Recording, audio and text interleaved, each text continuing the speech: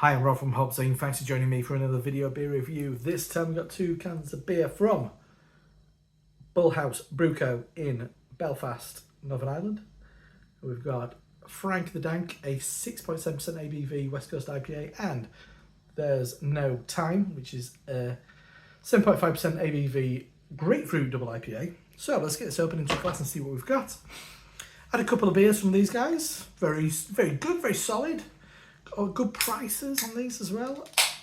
So Frank the Dank, I think the main one's Frank the Tank, which is their kind of hazy kind of fella, hazy IPA, probably similar ABV to this. I've had it a few times, can't remember it. I think they do a bunch of variants of it, and this being the West Coast version. It says I like these things. Dank, piney, bitter resin. That's exactly what you want to hear when you've got a West Coast IPA. And when I was pouring it, I was thinking, look at that colour. Seldom you get a good West Coaster in the UK, especially in England, where the New England, I mean, I guess the modern iteration of the West Coast IPA has very much taken over. And some people still want that little old school kick, and I'm one of those people. So colour-wise, great looking beer.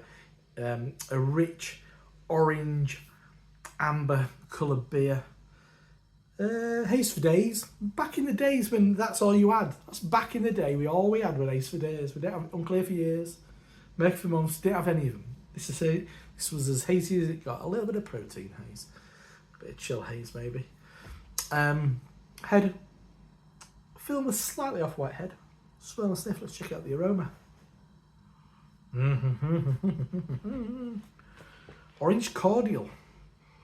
Oh, that smells great. I'm going to put it down here on the table so I can give it a right rigorous swirl, like the old days on YouTube. Look back at Beer Geek Nation, Chris Stelz. He had the perfect table-based swirl.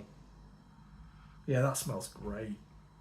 That smells fantastic. Big pine, big as it says, pine dank resin. It's got all that. Good whack of crystal malt, maybe a little bit of Munich, if not crystal. Bringing out that kind of like hint of toffee apple. Marmalade by the absolute bucket load. Hint of cracked pepper. But orange pine. It's got me salivating. Let's dive in. Let's see if it's a proper old school West Coaster. Let's dive in. Cheers.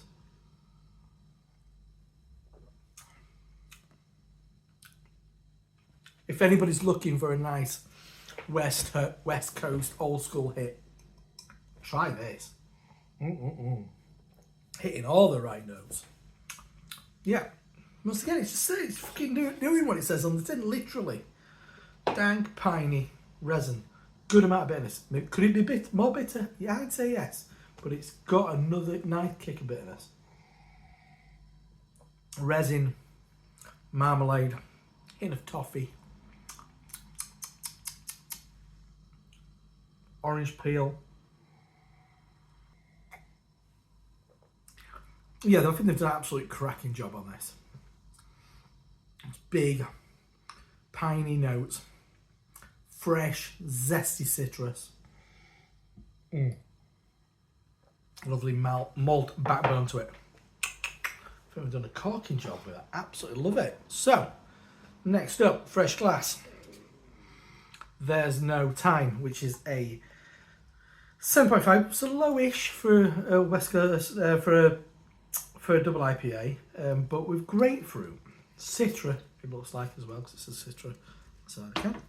Let's get it open into a glass and see what we've got. Got a bunch of questions going in before I even drink it. Do we need grapefruit these days? I don't know. What's it going to offer? Let's find out. So, well, hazy. Pretty damn hazy. Top end of Mercury for months, and I'm going to say. I mean, yeah, it's what you expect, isn't it? That kind of radiant orange. More of a fluffy, frothy, thicker head. Probably a bit of wheat. Probably a bit of torrefied wheat, maybe some oats and stuff like that to get it in that New England direction opposed to that one. So smell and sniff, let's check out the aroma. Oh, it's lovely. Yeah, there's a real cleanness to it, but then that allows that citrus to really jump out and have this, because it's a delicate flavour, is that citrus. But it's really fragrant and floral. Hint of honey. But yeah, orange blossom. Floral and zippy, fresh zest. Smells good. Let's dive in. Cheers. What a lovely combination of beers. I mean, so 7.5, sorry. Lower end of double IPA, you're looking at 8.5, aren't you, really, for a double, for me. I know that's not strictly, but on average.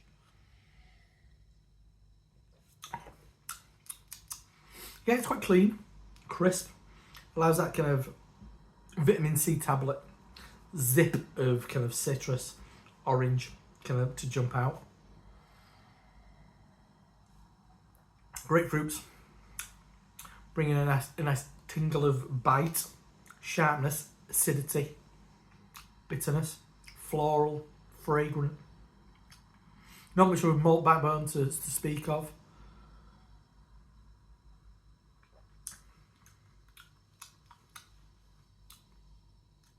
Quite thin and it kind of disappears a little bit, but it's a very easy drinking beer.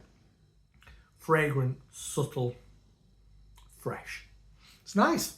I guess the thing with these are, they've got a lot of competition with that. Because there's all those fucking amazing double IPAs from Track and Verdant and Asvex and all that kind of good shit knocking around what I'm getting to buy. I'm not saying everybody in Belfast is getting to buy that shit. But this, a rarer commodity, a West Coast IPA. Two lovely beers, but for me, that is a real treat. That's a real something special. Not downplaying that. That's really enjoyable, quaffable, tasty, refreshing double IPA. I mean, it's not going to knock your socks off as well at 7.4, 7.5, but very pleasant nonetheless. So, two beers from Bullhouse Brewery that I'd love to visit. Not been to Belfast. I'd love to go in. I'd love to bloody drink some Frank the Dank at the brewery tap, because that is a lovely old school West Coast treat. I'm Rob from HopZine, and I'll see you next time. Cheers.